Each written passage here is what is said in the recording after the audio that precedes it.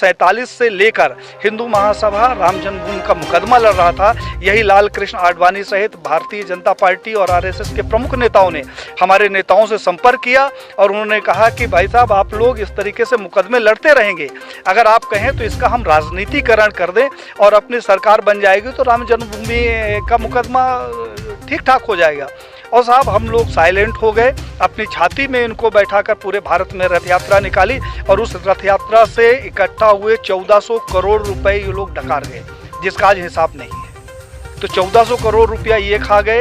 हिंदुत्व के नाम पर जो भी प्रखर नेता आगे आता है, कहने के लिए थोड़ा सा बुरी बात है लेकिन कहना जरूरी है, अशोक सिंघल जी को मैंने पत्र लिखा। हमने कहा 1400 करोड़ रुपया जो राम जन्मभूमि का इकट्ठा हुआ कहाँ गया।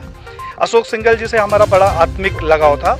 उन्होंने उसका जवाब दिया और मुझे फ़ोन किया कि पांडे साहब, मैं अयोध्या जा रहा हूँ, आप आ जाओ, आपसे कुछ बात करना है। मैं जब अयोध्या गया तो एक गले में वो पीला टॉवल रखते थे, उन्होंने जो शिला रखी हुई थी उसकी धूल झाड़नी शुरू कर दी। हमने कहा कि ये क्या कर रहे हो।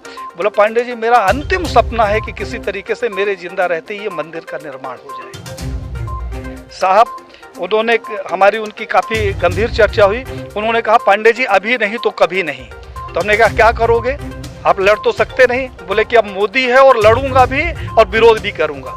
और साहब, अशोक सिंघल जी एक स्वस्थ व्यक्ति जिसके साथ हमने 2 दिन बिताया, वो दिल्ली जाता है और अचानक उसकी मौत हो जाती है। प्रवीण भाई तोगड़िया, जिसके पास जेड कैटेगरी की सुरक्षा हो, जो पेशाब करने बाथरूम में जाता है तो पहले बाथरूम चेक होता है और वो रोड के किनारे लावारिस पड़ा मिले, उसके सिक्योरिटी का पता नहीं और उसका पता नहीं। कमलेश तिवारी, जिसकी सिक्योरिटी के लिए 24 गार्ड नियुक्त थे, हमारे पास उसके पत्र हैं साहब, और उस आदमी की हत्या हो जाती है और हत्या का कारण सिर्फ ये होता है कि उसकी सुरक्षा में कमी कर दी जाती है। तो बीजेपी के समय में मैंने ये देखा कि जितने हिंदूवादी प्रखर नेता हुए हैं, उनकी एक एक करके हत्या कर दी गई। अभी 2 तारीख को हमारे पास लखनऊ से फ़ोन आया, हिंडोला थाना कोई पड़ता है, उन्होंने कहा, हिंडोला थाना से बोल रहा हूँ पांडे साहब, गृह मंत्रालय